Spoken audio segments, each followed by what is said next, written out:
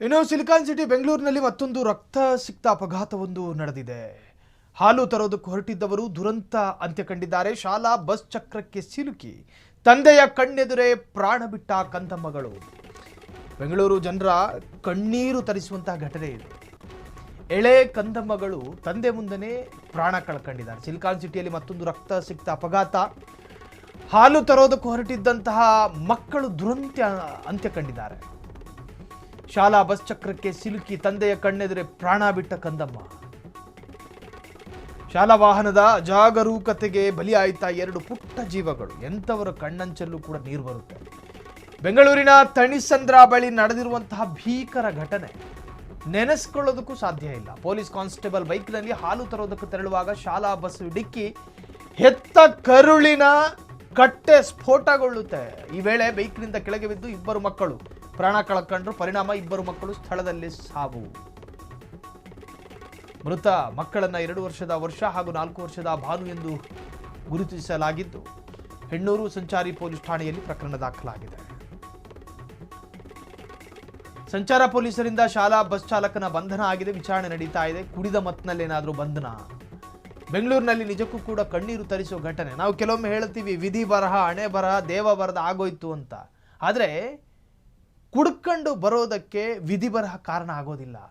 ನಮ್ಮ ಜಾಗೃತೆ ನಮ್ಮ ಕೈಯಲ್ಲಿ ಬೇಕು.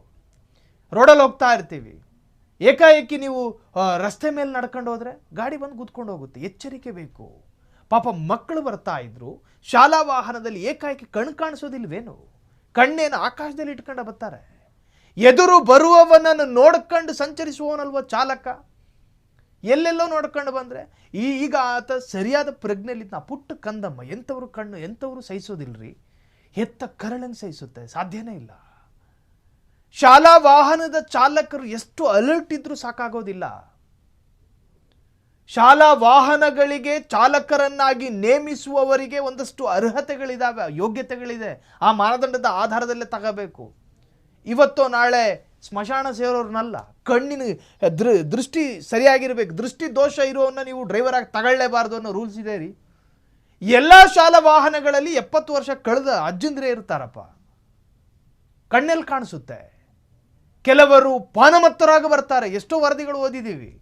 ಪಾನಮತ್ತರಾಗಿ ಶಾಲಾ ವಾಹನದಲ್ಲಿ ವಾಹನ ಚಲಾಯಿಸುವ ಅದೆಷ್ಟೋ ಚಾಲಕರ ವರದಿಯನ್ನು ಓದಿರೋ ಅನುಭವ ಇರೋ ನಾವು ಈ ತರಹದ ಘಟನೆಗಳಿಗೆ ಸಾಕ್ಷಿ ಆಗ್ತವೆ. ಎಚ್ಚೆತ್ತುಕೊಳ್ಳಿ. ಶಾಲಾ ಆಡಳಿತ ಮಂಡಳಿ, ಮಕ್ಕಳನ್ನು ಶಾಲೆಗೆ ಸೇರಿಸುವಂಥ ಪೋಷಕರು. ನೋಡಿ, ಇವತ್ತು ಆ ಶಾಲಾ ವಾಹನ ಡಿಕ್ಕಿ ಹೊಡೆದ ಪರಿಣಾಮ ಪಾಪ ಹಾಲು ತರೋದಕ್ಕೆ ತಂದೆ ಜೊತೆ ಬಂದಿದ್ರು. ಏನೇನು ಕಲ್ಪನೆ ಇಟ್ಕೊಂಡಿತ್ತ ಮಕ್ಕಳು ಪಾಪ. ಆದರೆ ದುರಾದೃಷ್ಟವಶಾತ್ ಮಕ್ಕಳ ಪ್ರಾಣ ಪಕ್ಷಿ ಹಾರಿ ಹೋಗಿದೆ. ಬೆಂಗಳೂರಿನಲ್ಲಿ ನಡೆದಂತಹ ಘಟನೆ ಇದು. ತಣಿಸಂದ್ರದಲ್ಲಿ ಘಟನೆ ನಡೆದಿದ್ದು ಕುಟುಂಬಸ್ಥರ ಆಕ್ರಂದನ ಮುಗಿಲು ಮುಟ್ಟಿದೆ. ಕ್ಷಣ ಕ್ಷಣದ ಸುದ್ದಿಗಳಿಗಾಗಿ ಫ್ರೀಡಂ ಟಿವಿ ಸಬ್ಸ್ಕ್ರೈಬ್ ಮಾಡಿ, ಲೈಕ್ ಮಾಡಿ ಹಾಗೂ ಫಾಲೋ ಮಾಡಿ. ಹೊಸ ಸುದ್ದಿಗಳ ನೋಟಿಫಿಕೇಶನ್ಗಾಗಿ ಬೆಲ್ ಐಕಾನ್ ಮೇಲೆ ಕ್ಲಿಕ್ ಮಾಡಿ.